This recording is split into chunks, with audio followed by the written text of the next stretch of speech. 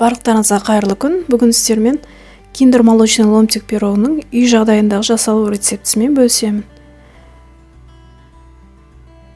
Міндетті түрде жасап көріңіздер. Ең алдымен таза құрғақ ыдысымызға жұмыртқамызды саламыз.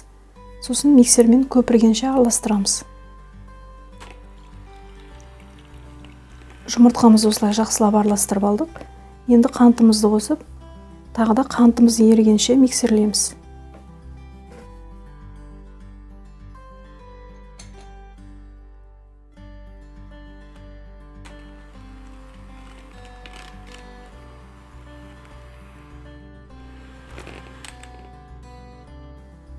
Қантымыз осылай толықтай еріді.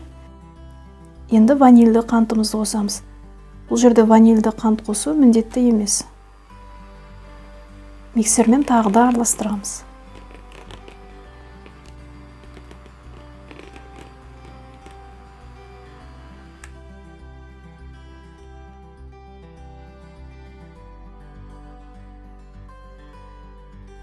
Енді табиғи таза балымызды қосамыз.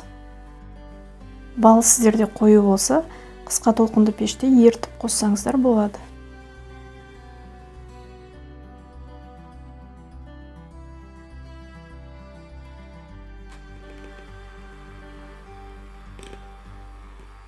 Миксердің жай жылдамдығында араластырамыз.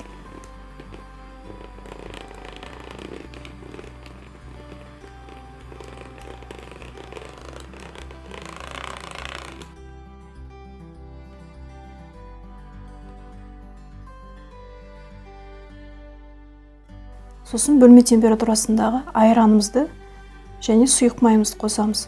Сұйық май менде видеоға түспей қалыпты. Сондықтан міндетті түрде қосуды ұмытпаңыздар.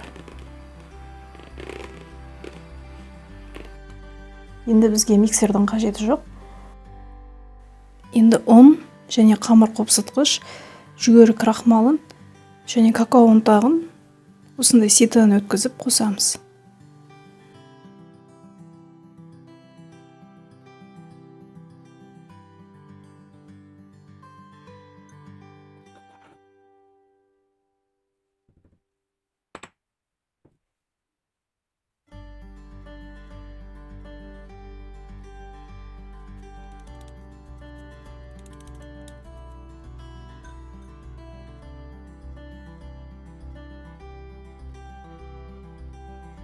Осылай араластырғышпен біркелкі болғанша араластырамыз. Қамырымыз дайын болды, осындай сұйық болады. Енді пергамент қағаз төселген формамыздың үстіне құйып, біркелкі қылып жайып шығамыз.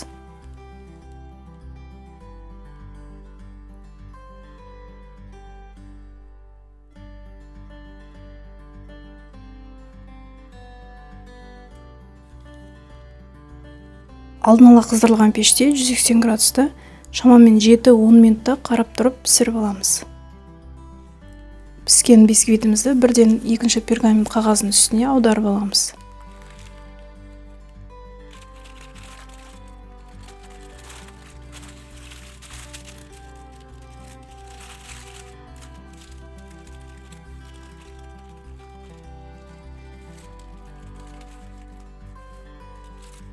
Енді шеттерін пышақпен тегістеп аламыз.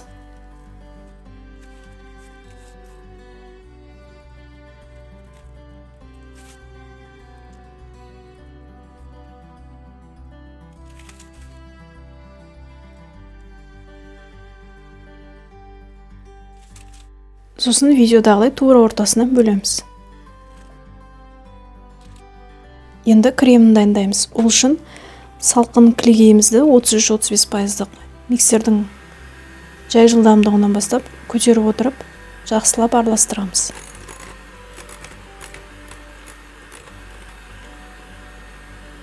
Кілегейіміз, яғни сливкіміз осылай қойыланған кезде бір шай қасық балымызды қосамыз.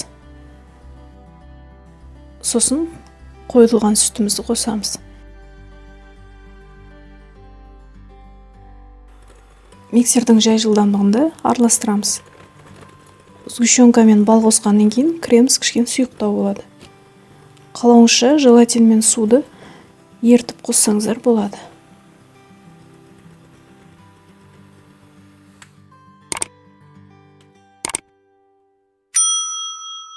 Креміміз дайын болды.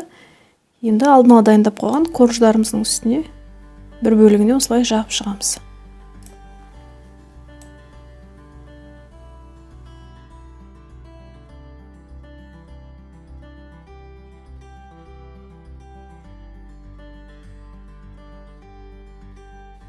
Сосын екінші бөлігін қойып, тоңазытқышқа кемінде 8 сағатқа қойып қоямыз.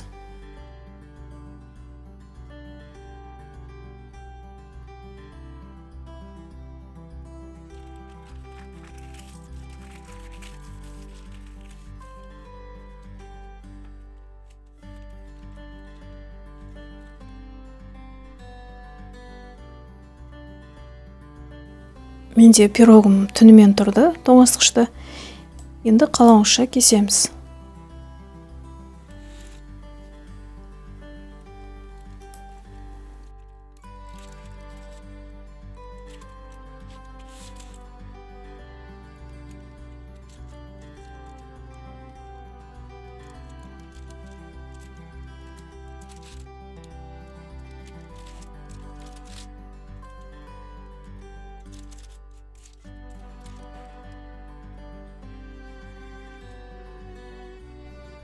Осымен дәмі ерекше және өте дәмді пирогымыз дайын болды.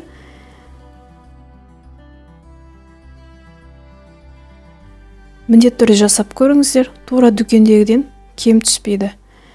Видео рецепт ұнаса лайк басып пікір қалдырыңыздар. Сіздермен болған Әсел, келесі видеода кездескенше.